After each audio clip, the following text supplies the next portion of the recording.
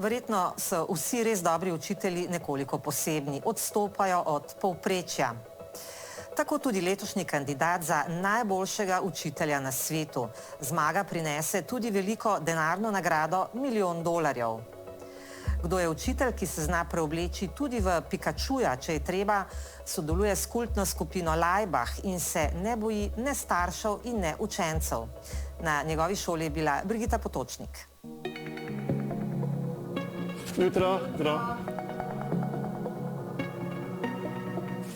Gre. In, kaj si bil včeraj? Bil sem na komisiji za izobraževalne programe. On izstopa med učitelji verjetno po tej njegovi ambicioznosti, po perfekcionizmu, ki ga kaže na vseh področjih. Zdravo.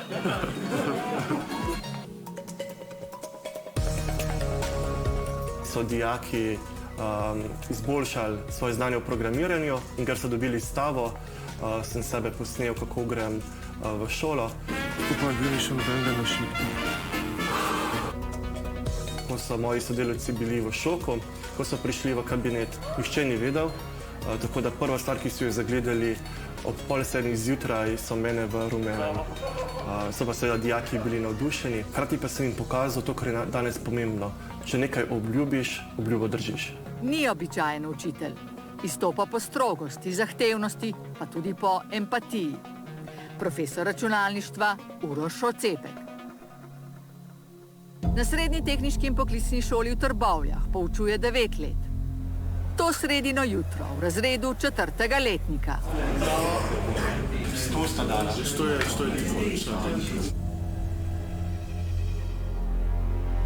Kaj sta pa vzela za drug algoritem, da primerjata? Ja, tle. Revije sta vse podatke in dala v 4 razrede. Prva ura je bila ful zanimiva, v bistvu že predtem sem prišel na to šolo, sem nekako slišal, da je to en tak bolj, da se ne smeš igrati s tem profesorjem. Predstavljal nam je neke svoje vrednote, v bistvu, da pač moramo biti pošteni, da raje povemo nekaj, če smo nekaj ušpilali, da povemo, da naj ne lažemo. Na take stvari v bistvu delaj dobro, nekako njegov moto. Ful nas je presenetil z veliko stvarmi. Je en od redkih profesorjev, ko je poznal že naše imena, priimke prvo uro, da drugi profesori so rabili kar veliko cajta, da so si zapomnili sploh imena. Dijaki spoznavajo algoritme podatkovnega rudarjenja, torej govorijo o umetni inteligenci. Smo prva šola v Sloveniji, ki že 7. šolsko leto daje te vsebine v okviru rednega programa. Ocepek je iz umetne inteligence tudi doktoriral. Kritičen je do šolskega sistema, prepričan je, da je naša šola narejena po meri povprečnih. Pozabljamo na dijake, ki so šibkejši v znanju, torej tisti s slabšimi ocenami, pa pozabljamo za nadarjene. Torej, nadarjeni se mi zdi, da ne pridejo v ospredje. Imamo tekmovanja, ampak to ni dovolj. Dijaki potrebujejo neke projekte, ki jih veselijo, da potem ta potencial izkoristijo v smislu, da naredijo nekaj inovativnega, nekaj drugačnega. Kar pod njegovim mentorstvom dejansko delajo. To so priznanja, ki so jih dosegli njegovi dijaki. Naredili smo prvi učbenik, ki temelji na umetni inteligenci, že leta 2015, kar pomeni, da če bi stvar obveljala, bi danes že imeli tovrstne učbenike. Sodelovali so skupino Laibach ob njihovi 40. obletnici in zato dobili priznanje za inovacijo.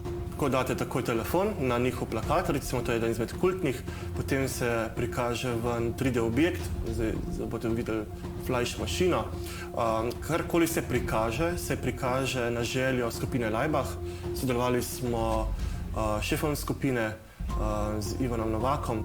Dijak je pod mojim mentorstvom sprogramiral aplikacijo, torej mobilno aplikacijo, plus 3D modeliral objekte, ki pridejo ven iz plakata. Posebno priznanje Gospodarske zbornice Slovenije so dobili za aplikacijo Slikanje z mislimi.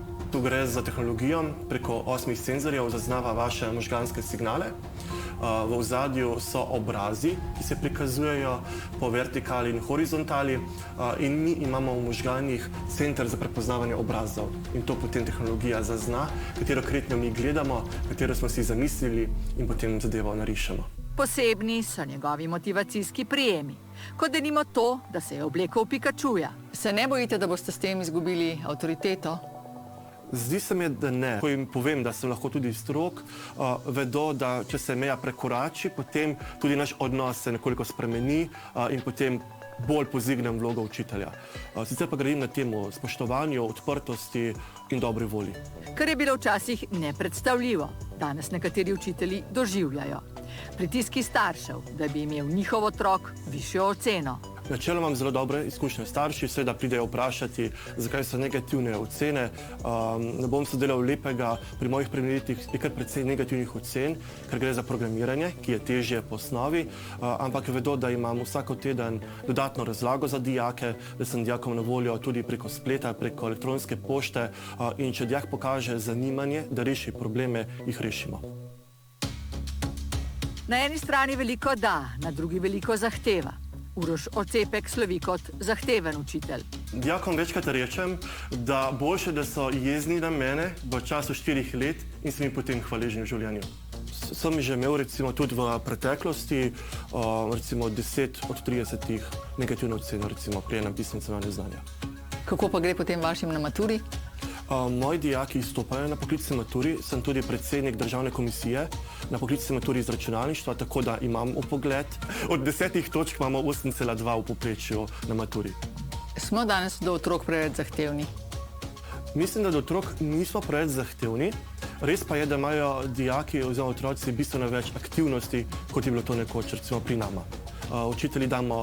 Učitelji pogosto gledamo zelo ozko gledano svoje predmete in se ne vprašamo, kaj pa ima mogoče pri sosednjem predmetu za domačo nalogo. Tako kot se učitelji dogovarjamo glede pisnih ocenjevanja znanja, da so samo 3 na teden, je bilo tudi dobro, da bi se mogoče pogovarjali, kakšne aktivnosti ima še dijak, ko zaključi s poukom. Bi potem mogoče skupaj oblikovali domačo nalogo, ki bi bila 1 in ne mogoče 10 nalog. Njegov kabinet, na steni razglednice, ki mu jih pošiljajo dijaki. Mogoče kot zanimivost imam dijaka, ki mi vsako leto iz njegovega izobraževanja pošlje razglednico in mi zakodira sporočilo in potem odkrivam, kaj mi je želel sporočiti. Vrata njegovega kabineta so dijakom odprta. Posluša, svetuje. Nanj se obračajo ne le s problemi povezanimi s šolo, ampak tudi z bolj osebnimi. Pridejo povedati, tudi vprašajo za mnenje, če jih punca pusti, potem tudi včasih glede spolnosti vprašajo, ker mislim, da nimajo sogovornika. In veseli me, da saj v učiteljih prepoznajo, če niso našli med prijatelji ali pa starši sogovornika. Ker zdi se mi, da današnja mladina tava, išče odgovore preko spleta, ki pa niso nujno dobri. Everi Odlazek, nekoč Nejc. Njeno zgodbo smo pred kratkim objavili v naši oddaji. V čast mu je, da je v njem prepoznala osebo, ki ji lahko zaupa. Bil je prvi učitelj, ki se mu je razkrila. Sem že nekaj časa opazoval, da se nekaj v njej dogaja, da ne sledi pouku in si samo preprosto povedal takrat še Nejcu, Nejc, nekaj naredi v enem tednu, da dvigneva in ocene in odnos do predmeta. Fant, Everi potem je prišla do mene, mi povedala, se izlila. Bil sem seveda v šoku, ker še tega primera kot učitelj nisem imel. Vedo pa dijake, da sem odprt, da sprejemam vse in tisto, kar želim povedati je, da ko si učitelj vseh. Njun dogovor je bil, da jo do konca srednje šole naslavlja kot fanta. Potem na poklicni maturi, pa preden je začela odgovarjati, sem mini listek pokazal in sem napisal, ali želiš, da te nazivljam kot fanta ali kot dekle. 1, 2 in pa sem rekel, samo številko mi povej. In mi je rekla, da je kot 2 in potem sem jo kot kandidatko na poklicni maturi tudi klical, nazive dal in tako naprej. Kolega, ki tega ni vedel, je bil v šoku, ampak dogovor je dogovor. Nekateri mislijo, da učitelji nič ne delate.